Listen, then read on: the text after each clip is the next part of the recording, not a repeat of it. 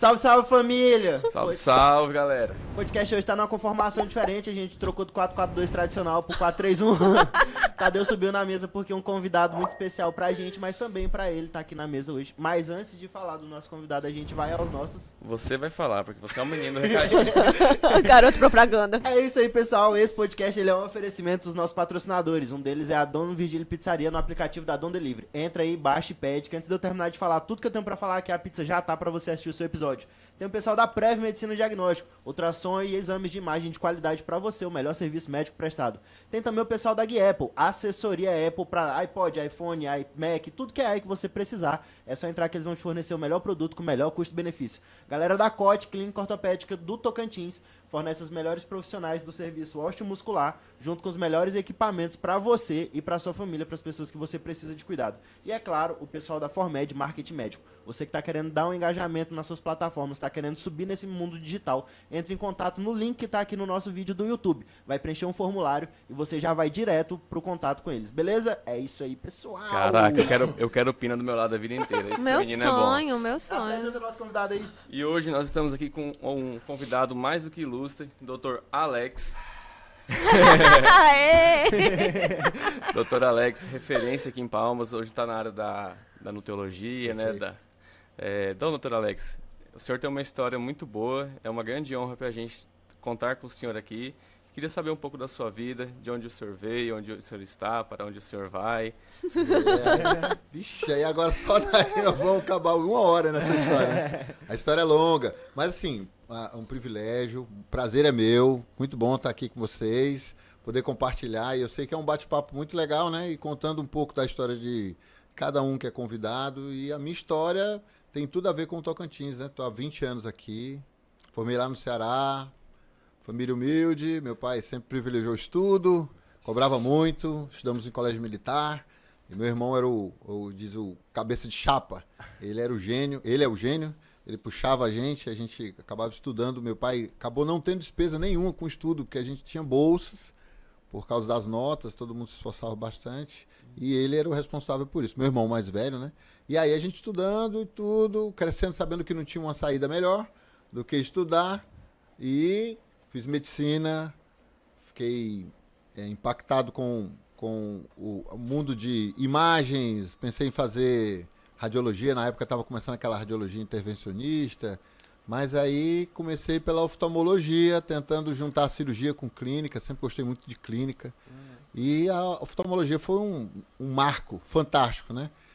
Tanto cirúrgico como clínico, e aqui no Tocantins já 20 anos, desde que cheguei em 2001, trabalhamos em vários lugares aqui, e a experiência de trabalhar com oftalmologia é interessante, é ver o resultado prático e cartesiano, né? Porque é muito direto, você vê o resultado no paciente após uma cirurgia, o óculos, a recuperação, o acompanhamento.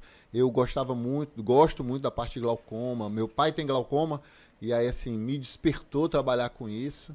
E o glaucoma é uma área até que dá muito trabalho, né? Com o paciente, com a parte cirúrgica, mas é fantástico ver o que você pode fazer para ajudar o paciente. Eu sempre tive isso no coração. E aí depois vem a segunda etapa, que é a mudança de especialidade, né? A busca por um caminho que se adequasse às mudanças que a gente enfrentou nos últimos 3 anos.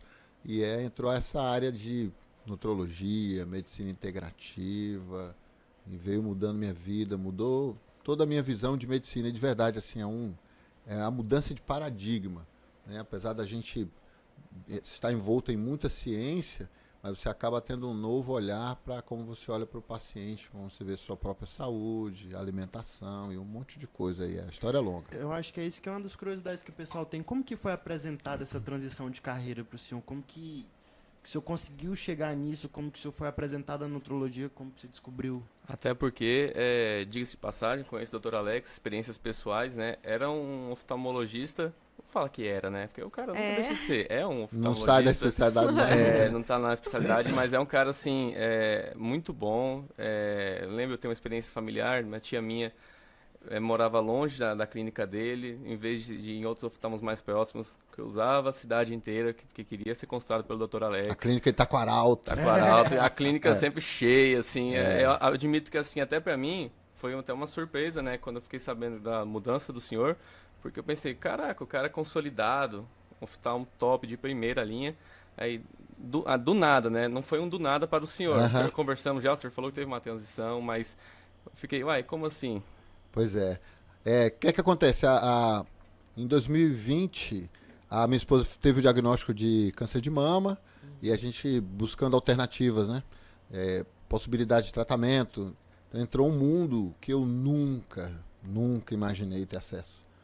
E mudando toda a minha perspectiva de alimentação, de exames, tratamento, acompanhamento. E isso foi fantástico, né? Foi me abrindo, me conectando com aquilo que, durante a minha faculdade, eu tinha algumas paixões, né? A anatomia era uma paixão, né? As matérias que eu me dedicava muito. Imunologia, tinha um professor indiano, um doutor em imunologia, era um indiano que fez doutorado no Canadá e dava aula lá em Fortaleza. Ele dava aula, 4 horas de aula, toda no giz, cara. No giz? No giz. E ele desenhava e o meu caderno ficou referência porque eu desenhava tudo. Tudo eu copiava. Tinha até na minha turma, tinha um caderno da Ana Paula, né? Que ela copiava, o cara espirrava, ela anotava e todo mundo ia lá na Xerox, né? E aí o meu caderno na imunologia virou referência porque eu gostava da aula, acompanhava. E essa parte clínica sempre foi muito minha paixão, né? Eu sempre gostei muito de clínica, muito mesmo. E mesmo na oftalmologia eu não conseguia ficar restrito só ao exame de vista. Eu bati o papo, começava a potoca, né? O pessoal gosta de conversar comigo. Eu converso, pergunto onde é, o que faz. Vem do Maranhão, aí eu pergunto se é de Codó, a maioria nega, né? Não sou não, né? Não quer dizer que é de Codó. Eu converso, bato papo, e aí vai perguntando sobre a clínica, e a gente acaba, e isso é uma interseção importante, né? Você saber a história clínica do paciente, né? Como é que ele fez, o que é que ele usa, até porque alguns medicamentos interferem na visão. E aí, juntando isso tudo, eu comecei a me envolver com a área de medicina integrativa, com nutrologia, e isso impactou a minha saúde, né? Eu perdi peso, mudei qualidade de vida. Eu nem usava um marcador de homocisteína, né? Que eu descobri que a minha homocisteína estava em 21. Com 14 você aumenta 4 vezes o risco de... Como tá a sua, Pina? Tem que cuidar. Tá por ali. Deve estar Passa bem. passeando. Deve estar passeando.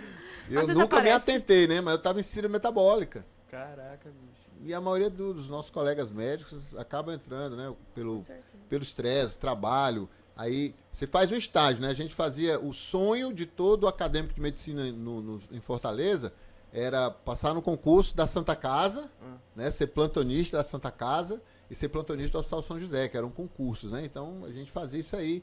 E eu fui plantonista da Santa Casa, fui chefe dos acadêmicos, fui médico de lá e tudo. Então assim, e lá você dava plantão, o jantar era pizza com Coca-Cola. Agora vocês vão ganhar um doce se vocês adivinharem qual era o café da manhã pra gente ir pra faculdade. Feijoada. Pizza com Coca-Cola. Café da manhã. Aquela pizza gelada maravilhosa. Então você faz estágio em glutonaria, né? Em glutonaria. Né, você comer pizza de manhãzinha cedo, gelada. É uma delícia, né? Vale a pena dizer. Mas com Coca-Cola não é algo tão sadio após alguns anos, né? Então, assim, você vai entrando no esquema, e aí você vai comendo mal, dormindo mal, estressando, trabalhando muito, correndo, não vai dando muita atenção ao exercício. E isso daí vai ao longo dos anos, né, trazendo prejuízo para a máquina, né? Você nem percebe. Quando você menos espera, você diz assim, poxa, eu estou com diabetes, estou com pressão alta, a gente está vendo cada vez mais pessoas jovens infartando. Não é só o colesterol, né, o estilo de vida, tem outros marcadores. Então, assim, eu fui entrando nessa onda e não consegui mais voltar. Eu digo que eu fui atropelado, né? Pelo tratamento do paciente, pela obesidade. Hoje a obesidade é a base de tudo que a gente tem de dificuldade na saúde, diabetes, pressão alta, infarto, AVC, câncer, né? A obesidade está ligada a 17 tipos de câncer. Então, assim, a gente tem um estilo de vida, um lifestyle para trabalhar, né? E isso é que é o mais difícil. Então, essa nova medicina me pegou de maneira que eu não tive como voltar para a oftalmologia. Eu amo a oftalmologia, mas essa área de obesidade, hipertrofia, você vê a mudança, autoestima, a mulherada, né? É outra coisa. Que tá bem, emagrece, você vê feliz, né? Então, A assim, vida é outra. A vida é outra, né? Os caras também, né? Você vê o pessoal malhando, tem um pessoal malhado, né? Uma hora dessa a gente vai postar uma foto do Jeremias lá no Do podcast. Só pra vocês terem Pra noção. galera conhecer o Miss Muse, o Mini Muse. Boa, a Mini Musa é top, hein? Aí. Doutor Alex, me fala uma coisa. O senhor teve, né, um fator aí que foi determinante nessa transição, mas o transitar, ele gerou ansiedade? Foi algo bem tranquilo? O senhor planejou, programou? Ou foi algo que foi no susto? Aconteceu. Como se planejar pra uma transição de É. carreira? Eu não sei não. Melhor resposta. Sei não. Sinceridade é algo que me toca. Não, eu acho, não, falando sério, assim, eu não sou muito programado. Se você ver, eu faço as coisas, eu tenho na cabeça, mas eu não sou aquele cara totalmente planejado, né? Eu olho hoje e digo, se eu pudesse escolher, eu tinha feito nutrologia desde o começo. Porque o senhor falou pra gente que, né, tem aí 20 anos de Tocantins, então 17 anos no mínimo dentro da oftalmo, né? Eu imagino assim que talvez tenha balançado um pouco. Não, mas sabe, aí... eu acho que esse dispositivo de freio da sanidade mental, eu acho que faltou pra mim. Me ajuda, me ajuda. É engraçado, porque assim, eu tenho, só pra dizer uma história assim, a minha filha mais velha, a Isabela, ela tinha medo de altura, e ela ia, por exemplo, passar um negócio mais alto, e aí eu batia firme, né, não pode, você não pode desistir e tal. E aí o barco Viking foi a primeira vitória dela, né, ela foi no barco Viking, que ela disse que eu não vou, vamos, ela era pequena e tudo. E aí ela quebrou isso e ficou apaixonada, e nós fomos a primeira vez nos Estados Unidos, aí as duas, né, a mais velha e a mais nova, zeraram todas as montanhas russas lá do Busch Garden, né, do Busch Garden, e eu tenho acrofobia. Meu Deus. Eu tenho acrofobia. E aí? Pois é, mas aí é interessante porque, assim, a única forma de você superar o medo é bater de frente, né? Então, tanto que a gente foi em Fortaleza e vai no Beach Park. No Beach Park tem o quê? Insano. Nossa senhora, minha primeira vez no Insano. Insano. Aí nós subimos, né? A primeira coisa que a gente entrou no Beach Park, vamos no Insano. Então, a Isabela foi a primeira, a Rafaela foi a terceira a descer e eu fiquei 15 minutos lá em cima sentindo o vento, né? Eu não sabia se eu descia, descendo é a vaia, né? A escada ela é vaiada do começo ao fim. Ao fim. E eu não encontrando, eu vou, não vou. Aí eu lembrei da mãe do amigo meu de 65 anos de idade que desceu. Aí tinha um garoto lá que tinha acabado de sentar, eu peguei na gola da camisa dele, sai daí agora que eu vou descer. Aí eu puxei, sai daí, aí eu puxei, entrei e desci. É um desespero, né? Porque você vai reto, aí na primeira descida você descola as costas, Parece né? que descola. Não, você descola, você jura que você vai capotar lá de cima, né? E a sensação é aquele... Aí passou e eu tava lá embaixo e acabou. E assim, tem sido assim. E essa transição foi mais ou menos isso, né? Eu vi a oportunidade... E aí eu fui começando a trabalhar, abrir porta e acreditei na possibilidade. E eu digo assim, de verdade, Deus me abençoou. Eu não encontro outra resposta. E me deu essa segurança de passar e trabalhar só com isso.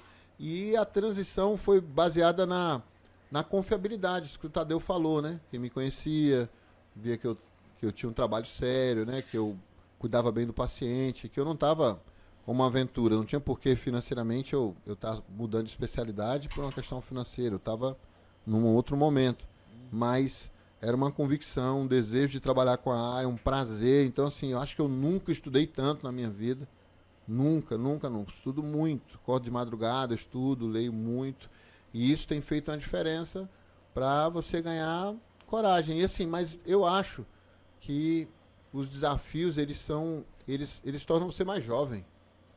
Com certeza. Vim pra cá, muita gente achou que eu era doido, mas, assim, sabe aquela coisa assim, rapaz, o negócio é tão bom, eu não acredito que ninguém tá vendo, né? Isso aqui é bom demais, tem que vir pra cá. Quando eu vim pra cá, meu emprego foi 10 segundos, o primeiro emprego que eu tive aqui. Caraca. Encontrei com o Gastão que é médico, né? Que era secretário de saúde do município, na época, em 2001.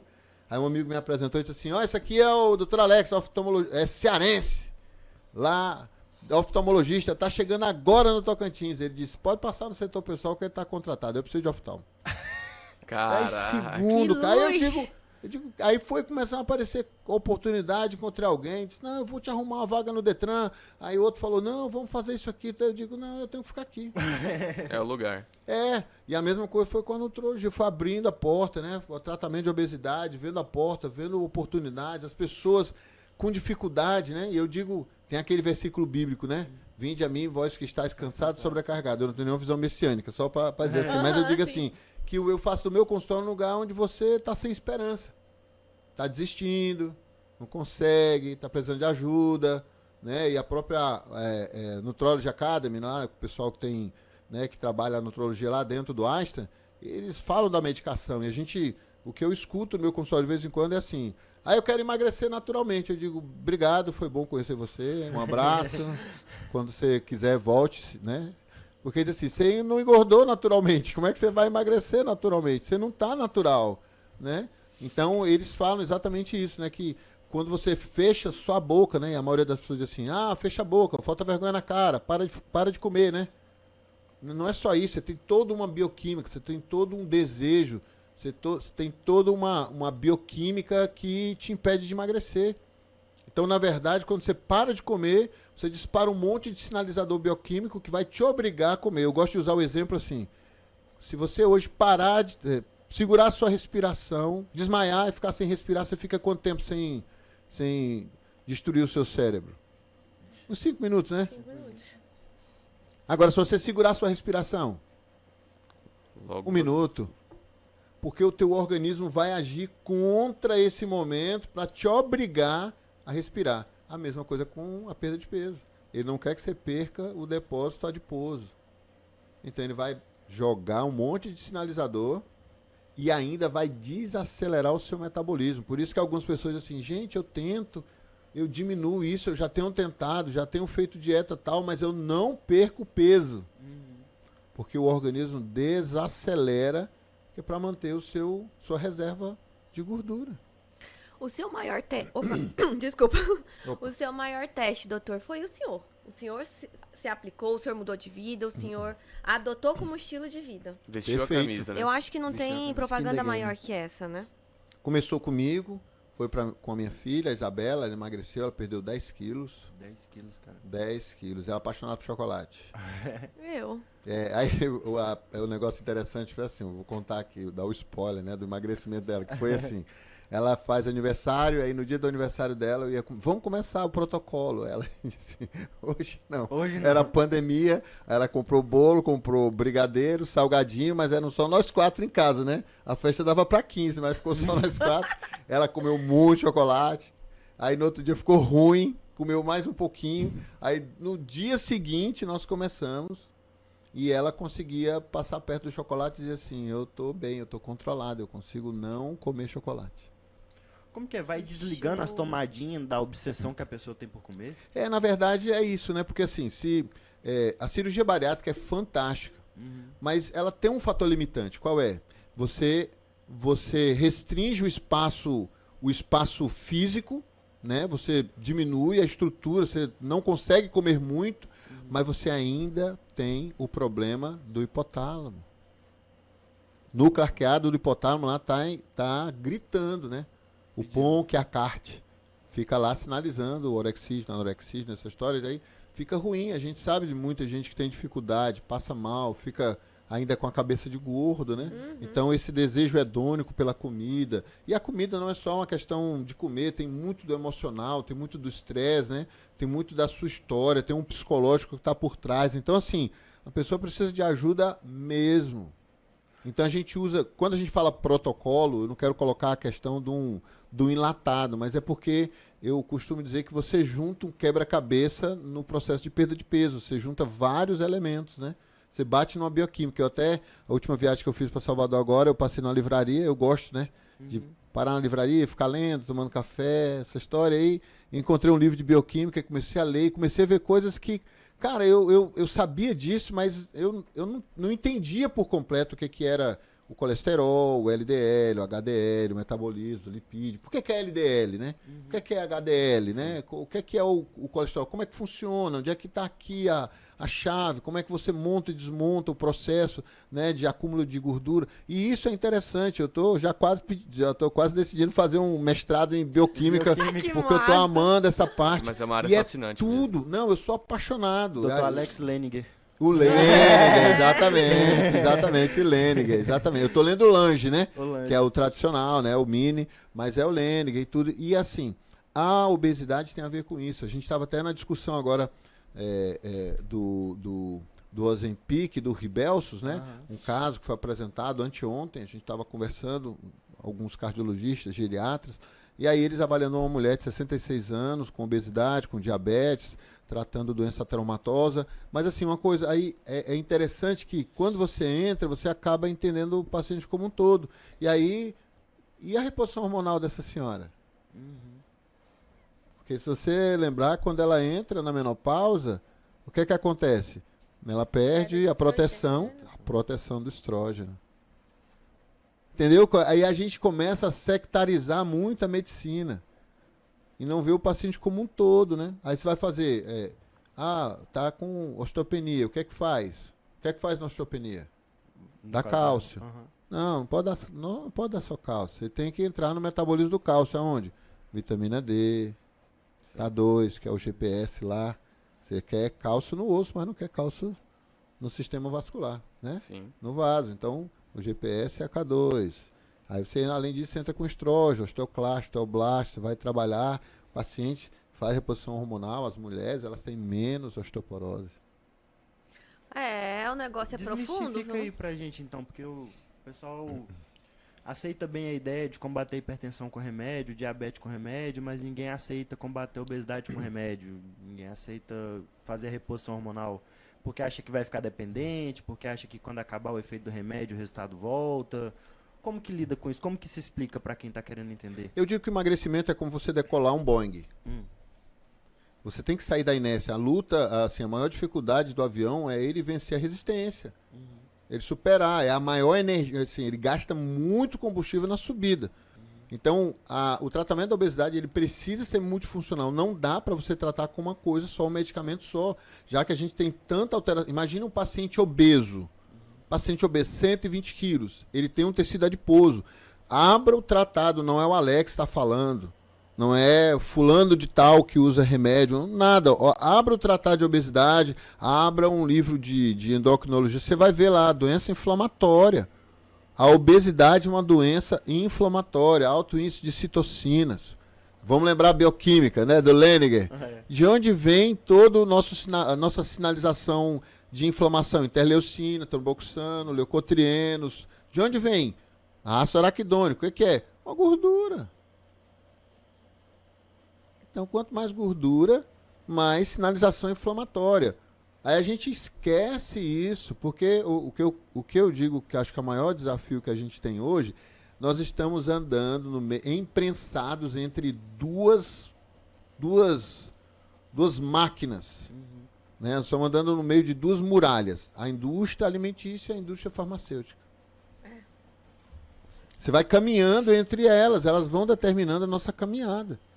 Então é difícil lutar contra isso. Você chega no supermercado, os alimentos estão no fundo, pô. Estão no fundo. Né? Frutas, verduras e carne estão lá no fundo. Você tem que passar pelo miojo, que é barato. É ou não é? Doritos, quem nunca gostou de Doritos? Doritos, miojo, né? Então assim, é isso. E a indústria farmacêutica é uma indústria, vive de lucro, pô. Olha a vitamina D. Olha, melhora. Eu tenho pacientes que tomam vitamina D, fazem reposição, melhora pra caramba. Tá aí o Covid mostrando que 45 de vitamina D, o cara tinha um resultado melhor. Não tô falando. Não. Agora, quantos estudos a gente tem sobre vitamina D? Não vai ter, porque o estudo é caro. Duplo cego. Cadê o estudo duplo cego randomizado? É difícil. Você vai ter isso aí. E aí eu digo assim, muita gente vai criticar e falar, mas aquele negócio lá do protocolo Coimbra, tudo. Uma das últimas pacientes que eu atendi na oftalmologia, ela sentou na minha cadeira, eu fui dizer, oi, tudo bem? 22 anos, muito jovem, bonita, né? Uma menina jovem, bonita. E eu disse assim, você tem algum, eu sempre pergunto, você faz algum tratamento, tudo? Ela, por quê? Eu digo, não, porque eu sempre pergunto. Ela disse assim, eu tenho esclerose múltipla. A primeira coisa que você pensa assim, né? Você fala, cruz credo, Maria, Deus livre, esclerose múltipla, meu Deus do céu. Aí eu disse assim, o que é que você toma? Ela disse, eu faço tratamento alternativo. Eu falei, protocolo Coimbra? Ela disse, o senhor conhece? Eu disse, conheço. E aí eu tenho um áudio dela aqui gravado. Ela tinha 22 anos, hoje deve estar com 23 para 24.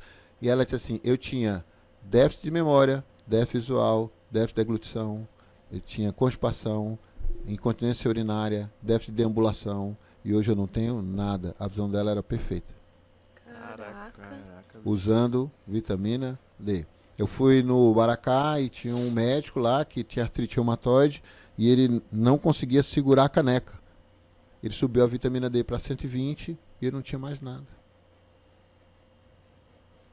Agora, você pode dizer assim, eu tenho dificuldade de ver isso. Sim, mas o que é que custa você ver alguma coisa dando esse resultado? Pelo menos assim, eu já tive no lado de paciente. Se disser que cocô de galinha faz efeito, eu vou comer cocô de galinha. Por que que não se investiga isso? Entendeu? Por que é que se expurga sem avaliar? Eu tive um ambulatório lá, vi mulheres, inclusive uma atleta, a mulher era muito forte, canoísta, 50 quilômetros de canoa, 40 quilômetros, pancada, né? E ela não podia menstruar porque ela tem uma hemoglobinopatia. E aí fizeram gestrinona, implante silástico, né? Aquele implante de 1 ano, que a ginecologia implanta, e nós também, mas que pelo fato dela não poder menstruar, ela tinha que fazer uma suspensão e não podia usar droga sintética. Por que é que ninguém fala mal do anticoncepcional oral? Eu conheço a esposa de um empresário aqui que estava viajando para Fortaleza, na hora que desceu do aeroporto, desceu do avião, foi direto para UTI em Fortaleza, na Unimed, pô. Por que é que ninguém fala disso? Por que é que ninguém fala que o anticoncepcional oral, que é sintético, tem uma passagem hepática e que tem a malformação de estrona, que tem maior relação com câncer de mama? Por que é que não falam isso? Por que é que não fala que a dipirona tem 1/30, 1/25 de anemia plásica? Ninguém fala, não pô. Toma, né? Entendeu? Então, assim, é o tipo da coisa assim, você vai expurgar aquilo que não te interessa, entendeu? Que não dá lucro. Então, assim, essa paciente aí, essa atleta, ela fez uma suspensão, ela não podia menstruar de jeito nenhum, mas o quadro de doença autoimune dela melhorou muito. Ela fazia anos que fazia segmento com aqueles, os MABs, né? E aí ela melhorou bastante. Tava bem, tava ótima, na minha frente. E várias mulheres, eu vi mulher chorando com endometriose. Ela não pode transar, ela não pode urinar, não pode defecar. Uma doença ruim. E que você vê que tem resultado quando você faz um implante de gestrinona, o paciente melhora absurdamente. O quadro de dor de 0 a 10 melhora, se tinha 10, ela melhora para 3, 4. Tudo que o senhor falou é uma quebra de barreiras, assim, tá na minha cabeça. Quando o senhor falou essa questão do protocolo Coimbra, assim, o senhor falou 120 de vitamina D, eu já pensei, meu Deus, essa pessoa vai ter uma hipercalcemia monstra, mas aí é aquilo também, né? O que o senhor falou, tem coisas que não dão lucro que são deixadas de lado. O que nós sabemos, aprendemos até agora, o que está disponível para a gente ainda é ínfimo, né? Perto a toda a verdade, né? Então, se não tiver realmente alguém fazendo e realmente vendo a eficácia, vendo essa alternativa, nunca vai chegar, né? A indústria farmacêutica é muito forte e fica lembrando sempre... que o que a gente estuda hoje foi escrito há muito tempo, não é atual. Na verdade, quem está querendo se atualizar tem que estar vendo artigos, né? Artigos sérios, né? Artigos recentes são lançados, porque os livros da gente são antigos, né? Né? Eles têm uma metodologia antiga. O que a gente aprende na faculdade é uma metodologia, talvez o PBL um pouco mais atualizado, mas o que eu aprendi tinha muito mais. A gente não aprende na faculdade sobre nutrologia, sobre nutrição, sobre vitaminas, sobre aminoácidos, sobre nada em relação a isso, sobre a verdadeira prevenção. Quando a gente fala de prevenção de câncer, é diagnóstico precoce de mama. Prevenção de câncer de próstata é diagnóstico precoce de próstata. Não é de verdade uma prevenção, né? E a gente sabe que o estilo de vida é importante. Até para dizer assim, quando você usa o medicamento, você está tirando o paciente de uma zona de estabilidade, né? Sair da inércia para colocar no MEV, né? Que é a mudança de estilo de vida. No final das contas, quem diz assim, dieta e exercício físico tem razão. Mas para você ficar só na dieta e exercício físico, você tem que ter tido uma mudança de hábito, de alimento, de exercício, de cabeça. E tem que ter uma ajuda. E tem gente, inevitavelmente, que vai passar o resto da vida tomando medicamento. Você vai duvidar disso? Se você tem uma ansiedade crônica, você tem um TDAH, né? Que o TDAH, em vez do cara pensar que é magro, o TDAH engorda, né? Ele tem uma boca nervosa. Tem. Tem uma boca nervosa, é uma boca nervosa. É o cara que pega um negócio, um pacote de biscoito, ele não consegue comer ele tem que zerar o pacote. Por isso que eu tento, não posso comer o primeiro. É, Se exatamente. comer o primeiro já era. É igual a A, né? Evite o primeiro gole. O A é assim, evite o primeiro gole. Então, assim, quando eu vi a primeira vez sobre testosterona, eu disse assim, câncer. Testosterona, câncer, né? Mas não é assim. E hoje, o nível de intoxicação que a gente tem, as pessoas estão ficando cada vez mais jovens e com testosterona baixa. Aí você aumenta a adiposidade central, testosterona está ligada à proteção cardíaca, proteção renal. Você deve fazer testosterona para insuficiência renal crônica, né? Tem a ver com cognição, tem a ver com depressão. Eu não posso dizer porque ele é meu paciente, se ele já falou, vocês vão dizer o nome dele, mas assim, ele é meu paciente e ele estava com 50 de testosterona, né? Tinha que estar acima de 300. Mas estava com 50 de testosterona fazendo tratamento de depressão. Sai nunca. Ele levou a testosterona e ele saiu da crise depressiva. Rapaz, não saiu da crise depressiva, não. Ele foi lá pro... Foi pro outro lado. Ele ficou 12 de uma forma. 12. Tá, imagina. Mas é isso, gente. A história, assim, a gente precisa... Me perdoem, assim, vocês podem achar uma visão feminista, mas precisa de homem. O maior erro que alguém pode dar é dar um SW4 para uma mulher. Fura o pneu no meio de uma festa. Você vai pra uma festa. Aqui, ó. Você pensa assim, ó. Você vai, deixa sua mulher protegida no SW4, vai pra uma chácara, fura o pneu no meio do caminho e não tem sinal telefônico. Você vai precisar dos neurônios a mais que o homem tem no músculo. Porque eu tive dificuldade de trocar o pneu da SW4, gente. Complicado. Então a gente precisa de homem, a gente precisa do cara corajoso, do cara que vai lá, do cara que vai no terremoto, no furacão, entendeu? Que tem disposição, tem ânimo, é corajoso. Então a gente precisa disso. A sociedade precisa reconhecer isso. A gente precisa do background, precisa da mulher, da leveza, da inteligência. Eu não estou dizendo que a mulher não tem um papel, assim, não pode ter um papel de liderança. Pelo contrário, ela tem uma liderança muito forte. Agora, a gente precisa entender e valorizar o papel de cada um. O homem tem que ter esse ímpeto. Qual é a mulher que quer casar com pamonha? Sai pra pamonharia Paraíso e diz assim, não, nós estamos praticando canibalismo, porque tem uma pamonha comendo outra.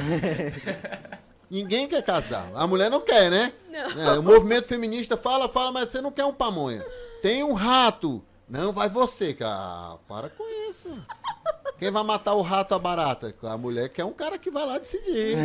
Isso não é feminismo, não. Isso não é machismo. Isso é uma visão clara. Isso é uma visão clara de que cada um tem o seu papel. E eu acho importante a gente valorizar isso, né? Homens líderes, decididos, homens fortes. A gente não está falando... Eu quero dizer para vocês um exemplo, né, que eu acho muito interessante, eu gosto muito de administração, um exemplo de Nova York, né? Os judeus foram expulsos aqui de Recife, foram bater em Nova York. Você sabia disso? Não. Nós perdemos de ter uma Recife como Nova York. E os caras lá, eles tinham um problema, porque tudo era transporte fluvial, né? Tudo era pelo rio. Então, transportar 1 tonelada naquela época, no começo do século XX, custava $19. Era absurdo, era muito caro. Eles se reuniram, fizeram um canal e ligaram com o braço do rio e baratearam o preço da tonelada para cents. E foi assim que nasceu os Peaky Blinders. Yes! É isso aí. Conta pra gente um pouco, porque assim, o senhor saiu de uma área onde o senhor resolvia, por exemplo, ia lá na oftalmo, operou, passou o óculos, o paciente está bem, então não dependia da força de vontade dele. Ele colocava um óculos no rosto, ou o senhor fazia uma cirurgia e estava pronto. Agora o senhor precisa convencer o paciente a fazer a parte dele. Como lidar com isso? Como conseguir fazer com que seu paciente trabalhe a seu favor? De certa forma, eu já fazia isso com o glaucoma, né? Porque o glaucoma é um paciente pelicano. Pelicano é aquele que não te abandona, não né? te abandona. Não, você não tem como largar do paciente. Uhum. Então eu já fazia isso, até porque a maior dificuldade que você tem dentro do glaucoma é o que eles chamam, né? É o paciente manter-se no tratamento usando colírio. E a gente não percebe assim, Ah, é só pôr o colírio. Gente, o paciente tem mais de 60 anos de idade, ele tem uma grande probabilidade de errar o colírio. Você acredita nisso? Errar É o estatística. É. Mas Aqui, errar o na frasquinho colocação, ou errar- não, na colocação do olho. Se você colocar o colírio e for colocar um lubrificante com constância, você pode ver que de vez em quando você acerta na bochecha. De vez em quando? De vez em quando. Eu uso Agora você imagina- diariamente, eu tomo um banho de Olha, colírio. imagina com 70 anos. É o compliance. Dentro do capítulo de glaucoma tem um compliance, que é a adesão do paciente. Antigamente se usava 3, 4 colírios, hoje tem a combinação fixa, facilita tudo, etc. Às vezes uma vez por dia, mas isso era difícil. Então você tem que convencer o paciente, mostrar. E a dificuldade é porque é o seguinte, você tem um dente quebrado, o paciente está vendo. Você tem uma pereba no rosto, o paciente está vendo. Agora e o glaucoma? Ele não vê. Ele pode chegar a quase perda total da visão, com visão 20/20 sendo tubular. Ele vai perdendo a visão de fora para dentro, porque o cara acha que glaucoma, né?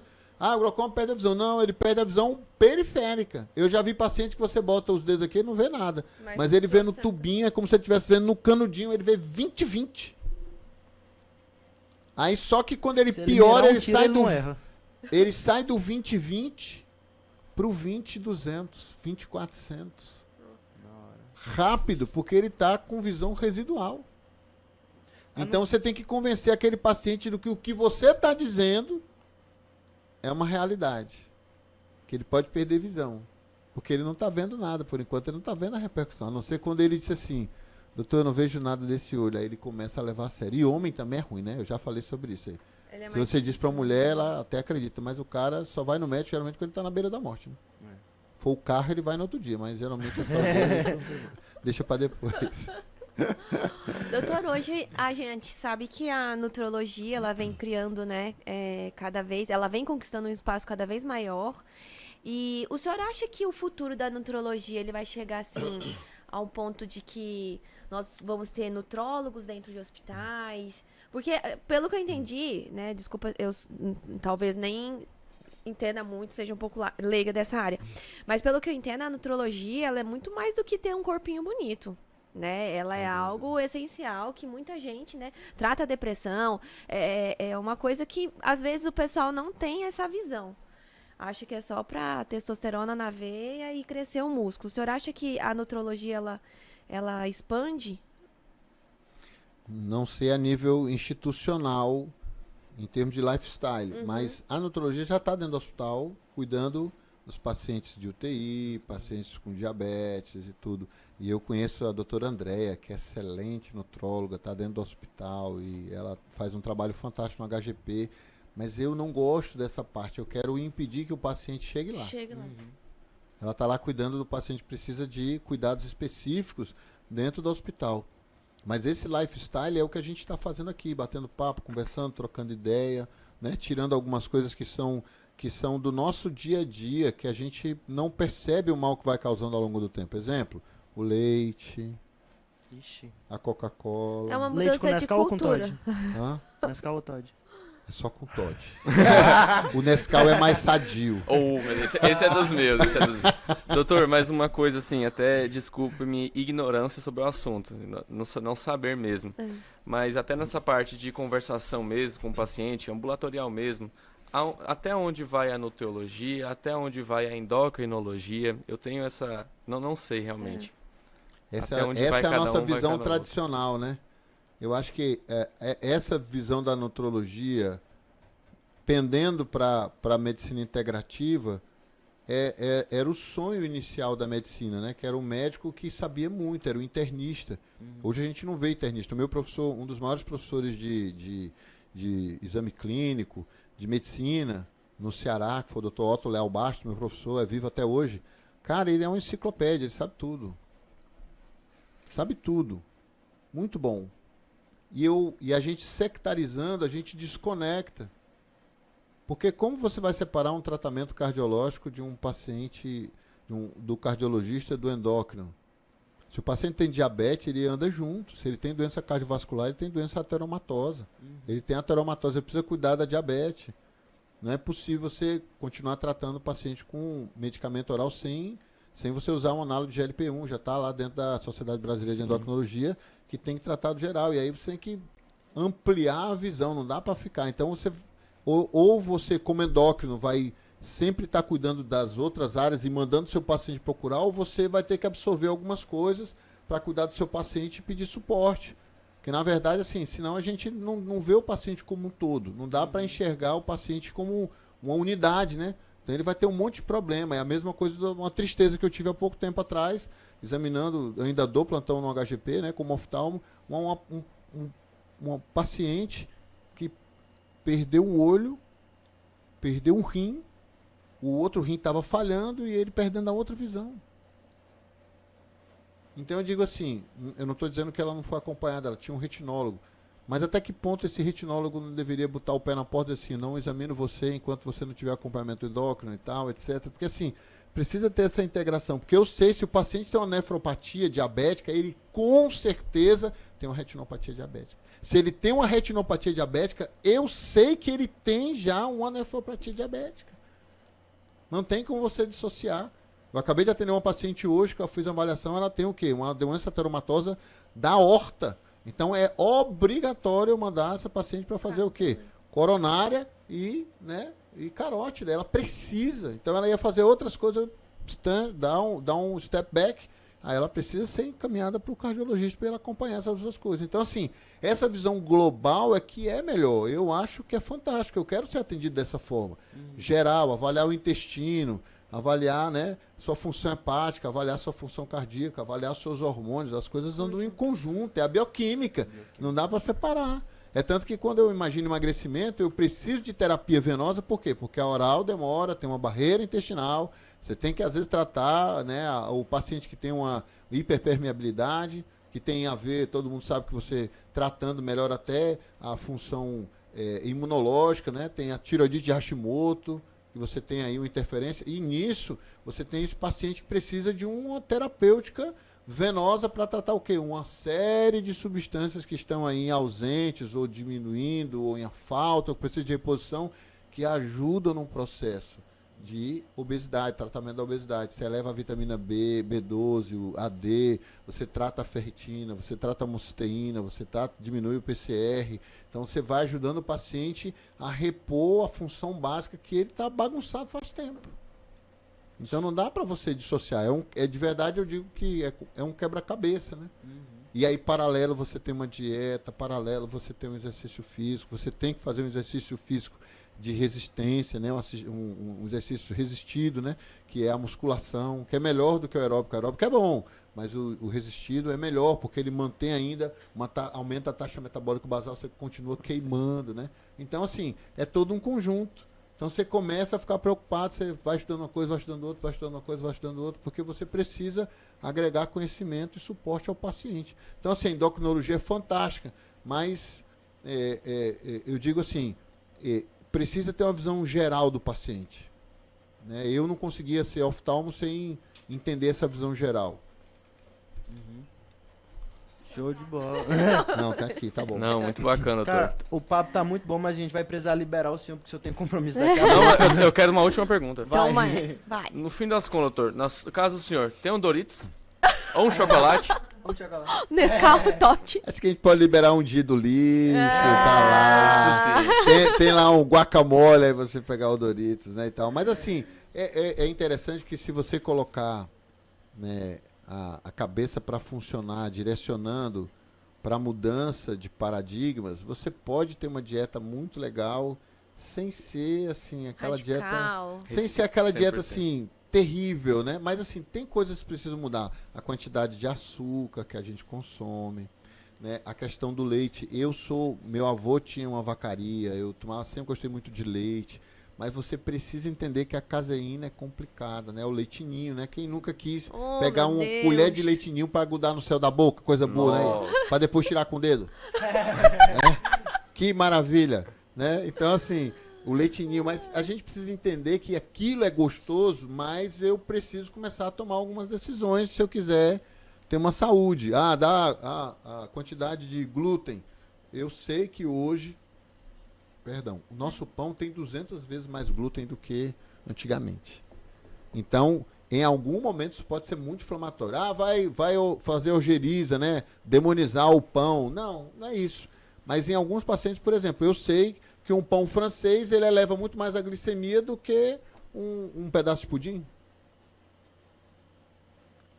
E aí uma coisa que eu digo assim, quando você começa a usar os análogos de GLP-1, né, que é a semaglutida, né, o Ozempic, ele é ótimo porque ele faz uma cirurgia bariátrica para esse paciente, né, que você diminui o trânsito intestinal, você age no PONC na CART, porque o grande problema do diabético é você chegar com 50, 60 anos, eu gosto de repetir essa frase assim, o cara chega com 60 anos, ele passou a vida toda comendo o quê? Panelada, buchada, sarrabulho, mão de vaca, né, chambari, pão de queijo, mané pelado, mangolão. Aí chega um médico de paraquedas e diz assim, a partir de hoje você é uma lagarta? Você vai comer só vegetais? Você vai comer só peito de frango? Aí como é que você faz com aquele cara que fica sonhando com cuscuz? Sonhando com cuscuz. Com né? mangulão. Com mangulão de manhã. Como é que faz com esse cara aí? Você tem que ter um modulador cerebral. Porque você vai dizer que é o melhor para ele, mas ele diz, eu sei, mas eu tô doido para comer esse cuscuz, como é que eu faço? E aí a semaglutida entra para isso aí, ela ajuda, porque ajuda o paciente a perder peso, a segurar a fome, a segurar um ímpeto e tudo. Então é isso que a gente precisa entender. Não pode, se a gente é jovem, quando a gente é jovem, mas você tem que seguir a dieta, tal. O cara vai seguir porcaria nenhuma. O cara vai comer, vai sair de casa. Eu vou no banco, aí passa ali debaixo da árvore com um prato de arroz com chambari e o diabetes dele não melhora. O que é que está acontecendo? Ele diz, doutor, eu estou tomando remédio. Mas não tem, ele vai fugir da dieta. Então é isso que eu olho e digo assim, rapaz, a gente precisa entender que não é fácil. A boca nervosa dá trabalho. Com certeza. Esses hábitos que a gente tem a vida toda. Então a gente precisa começar a mudar, a modelar e saber que algumas coisas a gente tem que fazer opções. E chega uma hora que você tem que começar a decidir, emagrecer, aí você precisa mudar. É melhor começar antes do que tem que começar forçado depois, quando acontecer Pior. alguma consequência. Exatamente. Né? O problema é que quando você é jovem, né? A eternidade está na cabeça, né? Aí não tá nem aí, é muita pizza, muito hambúrguer, muita Coca-Cola, muito milkshake e tal. Né? Lembrando que no dia do lixo, dá um delivery, viu? Dá um verdinho. A joia. É isso aí, é isso aí. Topíssimo. Vale Foi a pena, ótimo. vale a pena. Vale a pena. É isso aí? Mais alguma pergunta, galera? Não, é isso aí. Cara, tu quer fazer os agradecimentos? Cara. Doutor Alex aí é um cara, a peça única aqui, né? É uma grande honra pra gente ter o Que senhor Que aqui. isso. Muito obrigado mesmo. Foi difícil marcar essa entrevista, né? O cara é disputado. O cara é disputado. Mas muito obrigado por ter vindo, conversado com a gente, respondido. Tem muitas questões assim que até no mundo de hoje são difíceis, né, de conversar. Às vezes muita gente tem eu vejo ainda, tem muitas barreiras, né? Tipo, o cara chegou agora e tá querendo mudar toda uma concepção. E o senhor veio aqui, explicou, deu a cara a tapa, né? Veio aqui e mostrou a que veio. Uhum. Então, foi de grande valia essa entrevista. Nosso pessoal que assistir vai curtir com certeza. Me segue. Parabéns pela coragem. Eu achei assim, quando o Tadeu falou, eu acho desafiador e foi não planejado, mas assim, com certeza foi. Era isso, não tenho dúvida que era isso que Deus quis, porque deu tudo muito certo, né? Muito bom. E um exemplo pra nós. Obrigado. Parabéns pela coragem de transição. É a ausência do dispositivo. Eu vou tentar dar um curso para desligar o dispositivo do medo, né? Certo, eu quero fazer parte. Mas é isso aí, muito obrigado então. Acho que foi um dos podcasts bem enriquecedores que a gente teve aqui. É igual você falou, não tenha medo, continue sempre, porque sempre vai ter um querendo te destruir para depois te imitar. Claro. Então não deixa ele te destruir se ele quiser te imitar. E para mim foi um privilégio, assim, de verdade, é muito bom. Eu tô aberto. Se vocês quiserem conversar, marcar outro, tô dentro. Ótimo. Vamos reunir, vamos bater papo, vamos comer Doritos juntos, né? Não. No dia do Doritos, né? No dia do Doritos. Dia do Dom Vigílio, vamos marcar depois do Dom Vigílio e discutir mais um pouquinho, batendo papo. E para mim, de verdade, é uma alegria estar aqui com vocês. Joia. Privilégio. Ótimo. É isso aí então, pessoal. Obrigado a todo mundo. Valeu! Top!